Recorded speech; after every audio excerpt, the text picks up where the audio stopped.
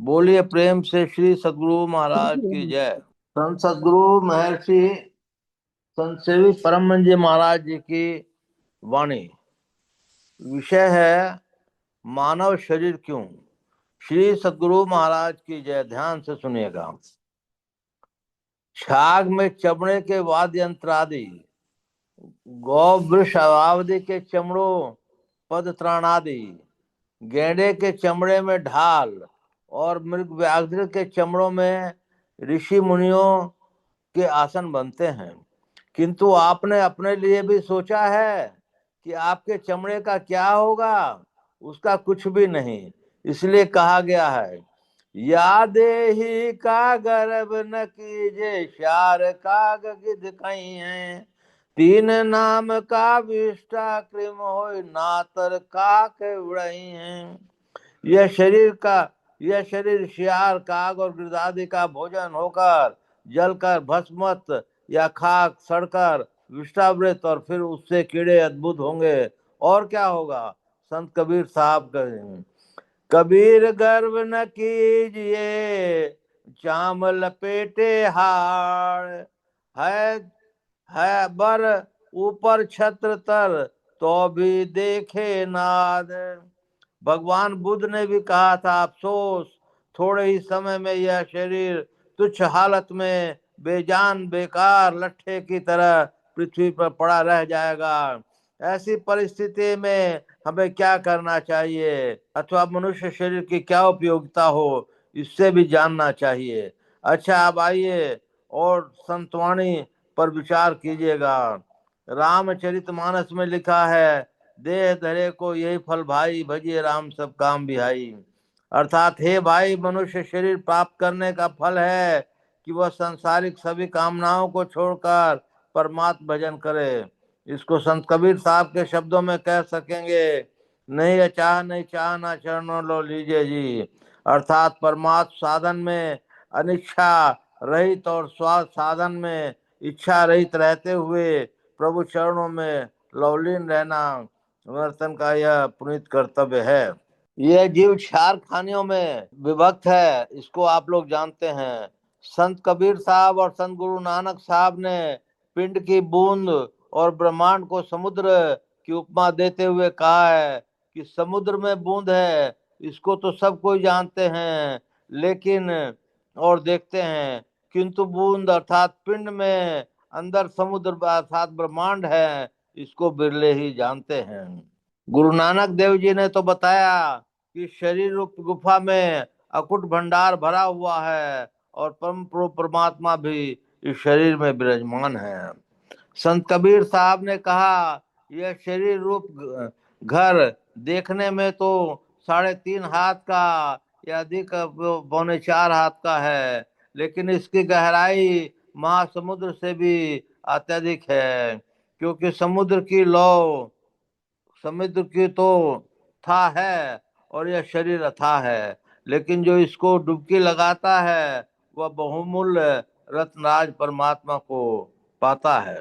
इस प्रकार यह शरीर जलचर थलचर और नभचर को कि कौन कहे देव शरीर से भी बढ़कर है। साथ ही साधन धाम मोक्ष कर द्वारा कहकर भगवान श्री राम ने इसको और भी उत्कृष्ट बना दिया है। इसलिए चाहे किसी प्रकार की साधना या किसी भी प्रकार का ज्ञान हो, वह सभी शरीरों में सुलभ है। और जबकि इस शरीर में प्रभु परमात्मा निवास करते हैं, तब उसके स्वरूप की अप्रोक्षानुभूति भी अन्य शरीरों में कैसे संभव है। अर्थात परमात्मा स्वरूप की प्राप्ति भी इसी से पूर्ण रूपेण अपेक्षित है। इसलिए इस शरीर को इतनी महत्ता है और इन्हीं कारणों से मर्यादा पुरुषोत्तम भगवान श्री राम भी अपने मुखार बिंदु से बिना किसी चरकाहट के कह रहे हैं, बड़े भाग मानुष तन पावा, सुर दुर्लभ सब ग्रंथ है गावा। ऐसी परिस्थिति में मनुष्य यदि देव दे या देवलोक का रिझाइन के लिए यत्न करे तो विचारवान सहज ही समझ सकते हैं वह अपने कितने बड़े लाभ की अपेक्षा करके कितने बड़ी हानि की ओर अग्रसर हो रहा है। 19वीं शताब्दी में एक महात्मा हो गए जिनका नाम था तुलसीदास देव तुलसी साहब।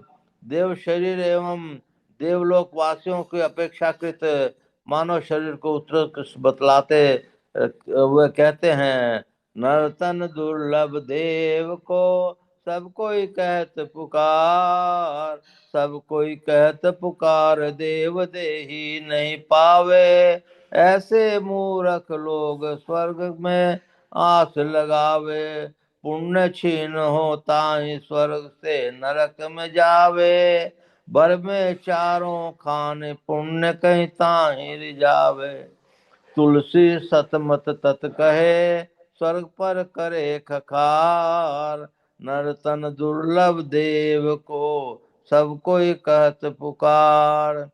कवि हृदय स्वाभाविक ही भावुक होता है, उसके कहने का ढंग निराला एवं मर्मस्पर्शी होता है, अतः उनके काव्य अवस्था गंभीर से विद्वान हुआ जन साधारण बच नहीं सकते। संतों के अनुभव ज्ञान में अपने अनुभव ज्ञान को मिलाकर मानो एक की स्थापना कर देते हैं। कैसी अच्छी उक्ति है उनकी। उनका कहना है कि मनुष्य शरीर बहुत दुर्लभ है, इसको प्राप्त करके मनुष्य को चाहिए कि गुरु प्रदत्त मंत्र का जप प्रति श्वास में करे, परमात्मा प्रेम की ज्वाला प्रज्वलित करके पाप के बीज को भूनकर भस्म कर डाले और दुर्लभ रंजन निरंजन सहित परमात्मा के नाम को भूलकर भी न अर्थात सतत स्मरण करता रहे। आहार निद्रा भय तथा मैथुन इन सब विषयों में पशु और मनुष्य में कुछ भी भेद नहीं है। केवल ज्ञान लाभ करने पर ही मनुष्य पशु से श्रेष्ठ होता है। मनुष्यों ने बताया है कि मनुष्य और पशु में केवल ज्ञान का ही अंतर है। ज्ञान संपन्न मानव देवता से बढ़कर है और ज्ञानहीन मानव दानों से भी बढ़कर। यहाँ ज्ञान को भी जान लेना आवश्यक है। जो विषया संतंत ही मूढ़ ताही लपटान, जो नर डरन बमन करी स्वान स्वाद सो खाक। अतएव स्पष्ट है कि स्वान सदृश विषय रूपी सूखी हड्डी चबाने के लिए मनुष्य शरीर नहीं है। यह तो निर्विषय तत्व परमात्मा का भजन कर उनकी प्राप्ति करने के लिए है। यह बात अत्यंत दृढ़ता पूर्वक जाननी चाहिए कि उपरोक्त ज्ञान शब्द का व्यवहार आत्मज्ञान के लिए हुआ है, जिसकी विलक्षण व्याख्या भगवान श्री कृष्ण ने भगवत गीता में की है। अर्थात हे भारत, सब क्षेत्रों में क्षेत्रज्ञ भी मुझे समझ, क्षेत्र और क्षेत्रज्ञ का जो ज्ञान है वही मेरा परमेश्वर का ज्ञान माना गया है। अर्थात अध्यात्म ज्ञान की नित्य समझना और तत्व ज्ञान के सिद्धांत को परिशीलन, इसको ज्ञान कहते हैं। इसके अतिरिक्त जो कुछ है सब अज्ञान है। श्री भगवत गीता के चौथे अध्याय में भगवान श्री कृष्ण ने महाबाहु अर्जुन से ज्ञान की महिमा कही है। समस्त प्राणियों में तुम मुझसे सबसे बड़ा पापी हो तो भी ज्ञान रूपी नौका द्वारा सब पापों को तू पार कर जाएगा। हे अर्जुन, जैसे प्रज्वलित अग्नि ईंधन को भस्म कर देती है, वैसे ही ज्ञान रूपी अग्नि सब कर्मों को भस्म कर देती है। ज्ञान के समान इस संसार में कुछ भी पवित्र नहीं है। योग में पूर्णता प्राप्त मनुष्य समय पाकर अपने आप उस ज्ञान को प्राप्त करता है। श्रद्धावान ईश्वर परायण जितेंद्रिय पुरुष ज्ञान पाता है और ज्ञान प्राप्त कर तुरंत परम शांति पाता है। इसलिए हे भारत, हृदय में अज्ञान से उत्पन्न हुए संशय को आत्मज्ञान रूप तलवार से काट करके योग समत्व धारण के लिए खड़ा हो। महाभारत पर्व शांति उत्तरार्ध मोक्ष धर्म अध्याय 154 में भगवान श्री कृष्ण ने कहा है, दया धर्म ही उत्तम है, शांत होना ही बड़ा पराक्रम है और ज्ञानों में आत्मज्ञान श्रेष्ठ है। इस प्रकार अंत में हम इस निष्कर्ष पर पहुंचते हैं कि ज्ञान योग युक्त ईश्वर की भक्ति करके परमात्मा स्वरूप की प्रत्यानुभूति करना ही मानव जीवन का परमोत्कृष्ट कर्तव्य है। या सीधे शब्दों में कह सकेंगे कि सद्ज्ञान अर्जन करके परमात्मा स्वरूप की प्रोक्षानुभूति के लिए ही मानव शरीर मिला है। श्री सद्गुरु महाराज की जय। बोलिए प्रेम से श्री सद्गुरु महाराज की जय। मंगल मूर्ति सतगुरु मिलवे सर्वाधार।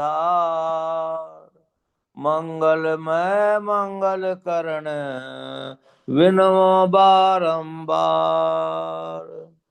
धन्य धन्य सद्गुरु सुखद महिमा कही न जाय। जो कछु कहूँ तुमरी कृपा मोते कछु न बसाय। पुनश्च सब धरती कागज करूं लेखन सब बन राय। सात समुद्र की मसी करूं गुरु गुण लिखा न जाए। बोलिए प्रेम से श्री सद्गुरु महाराज की जय। अव्यक्त रूप से विराजमान संत सद्गुरु महर्षि में ही परम जी महाराज के श्री चरणों में कोटि कोटि नमन, कोटि कोटि नमन, कोटि कोटि नमन। अव्यक्त रूप से विराजमान संत सद्गुरु महर्षि संत सेवी परम जी महाराज के श्री चरणों में कोटि कोटि नमन, कोटि कोटि नमन, कोटि कोटि नमन। उपस्थित अत्यंत ही भाग्यशाली सदात्माओं, आप सबको शत शत नमन, सहस्त्र सहस्त्र नमन, लाख लाख नमन। समय देर हो गई है, आज रविवार भी है, इसलिए कुछ समय बढ़ाया जाता है। अभी हम लोग ने मानुष मनुष्य देह की उपादेयता के बारे में पढ़ा। हम लोग पूरे संसार में जितने भी मानव हैं, सबको एक दिन मने इस पृथ्वी से अपने देह को त्याग करना पड़ता है, ये सब जानते हैं। इस सच्चाई के जानते हुए भी हम हरेक मानव मोह माया में इसमें फंसे हुए हैं। ये अद्भुत आश्चर्य है, लेकिन ये सत्य है। हम लोग क्यों मोह माया में फंसे हुए हैं? इसलिए फंसे हुए हैं कि हम लोगों के ऊपर अनेक जन्मों जन्मों के संस्कार हैं। हम लोग 84 लाख योनियां भोग चुके हैं। बहुत बड़ी कृपा से परम प्रभु सर्वेश्वर ने ये मनुष्य की देह दी है। इस देह में यदि हम अपने संस्कार को उत्तम न कर सकें, सदगुरु की खोज न कर सकें, ध्यानाभ्यास न कर सकें, झूठ चोरी नशा हिंसा व्यभिचार को दूर न कर सकें, अच्छी स्थूल से सूक्ष्म में न जा सकें, तो हम लोग जो हैं मने बहुत अभागे ही कहे जाएंगे।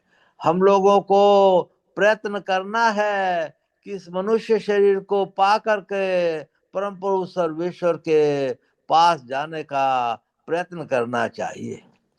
परम प्रभु सर्वेश्वर के पास जाने से ही हम 84 लाख ये जेल जो बंद हैं हम लोग, 83,99,999 योनिया हैं, और एक लास्ट योनि मनुष्य का शरीर है, उससे यदि हम प्राप्त नहीं कर सके हैं तो फिर 84 के चक्कर में जाएंगे।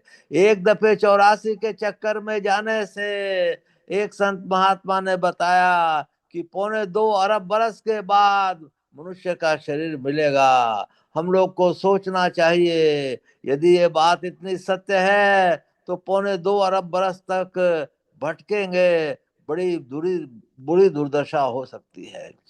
हम लोगों को इस मनुष्य देह में सांस सांस में नाम सुमर ले, को जाने कल की जगत में खबर नहीं पल की। कहने के लिए मैंने कह दिया, क्या मैं भी सांस सांस में नाम सुमरता हूँ? नहीं सुमरता हूँ। बहुत कुछ लोग भाग्यवान होंगे इस सभा में जो बैठे हुए हैं, 21 लोग, उसमें कोई ना कोई सांस सांस में भी नाम सुमर लेता होगा, तो उसको भी मैं नमस्कार करता हूँ, प्रणाम करता हूँ। वो जीव मेरे से बहुत ऊंचा है। आइए हम लोग विषय पे आते हैं। हम लोगों को गुरु महाराज ने यम नियम आसन प्राणायाम प्रत्याहार धारणा ध्यान और समाधि की शिक्षा दी है। हम लोगों को भक्ति के भेद बताए हैं, स्थूल भक्ति, सूक्ष्म भक्ति, सूक्ष्मतर भक्ति और सूक्ष्मतम भक्ति। मानस जाप और मानस ध्यान स्थूल भक्ति है, दृष्टि साधन की, दृष्टि साधन करना सूक्ष्म भक्ति है, विभिन्न प्रकार के नादों की साधना करना सूक्ष्मतर भक्ति है, और सार शब्द की साधना करना सूक्ष्मतम भक्ति है। हम लोग अपने को देखें, अपने को विचारें कि भक्ति के किस खाने में हम लोग आकर के खड़े हैं। अगर हम लोग भक्ति के किसी खाने में आकर के, मान लीजिए कि जो दृष्टि साधन की खाने में आके पड़ा है, तो सूक्ष्म भक्ति तक ही गया, और इसके पहले आके पड़ा है तो स्थूल भक्ति में है। तो इसलिए हम लोगों को इस भक्ति के अंत तक पहुंचना चाहिए। ये एक जीवन का काम नहीं है, कई जीवन इसमें लग जाएंगे, परंतु जो लगा रहेगा वो एक न एक जन्म में उसको पार पाएगा। हम लोग के मनुष्य देह की उपादेयता क्या है? हम लोग के मनुष्य देह की उपादेयता यही है कि हम लोग भगवत भजन करें, सर्वेश्वर के स्वरूप को जाने, और गुरु के आश्रित होकर कर करके हम लोग परम प्रभु सर्वेश्वर को प्राप्त करें। इतना ही है हम लोग के जीवन में। ये है समय निकाल निकाल कर करके जो स्तुति प्रार्थना ध्यान भजन और सत्संग नहीं करते हैं, वे मनुष्य, उनकी गति को मैं नहीं बता सकता, परंतु इतना जरूर लिखित है कि जो है मनुष्य का भजन ही सर्वश्रेष्ठ साधन है आत्मज्ञान प्राप्त करने के लिए। फिर आज मैं मीरा बाई की एक वो वाणी फिर दोहराता हूँ, और उसके पहले सत्संग योग में आपको ले चलता हूँ। सत्संग योग में लिखा हुआ है कि आज्ञा चक्र कमर पर जो अपने को स्थापित करता है वह परम पुरुष को प्राप्त करता है।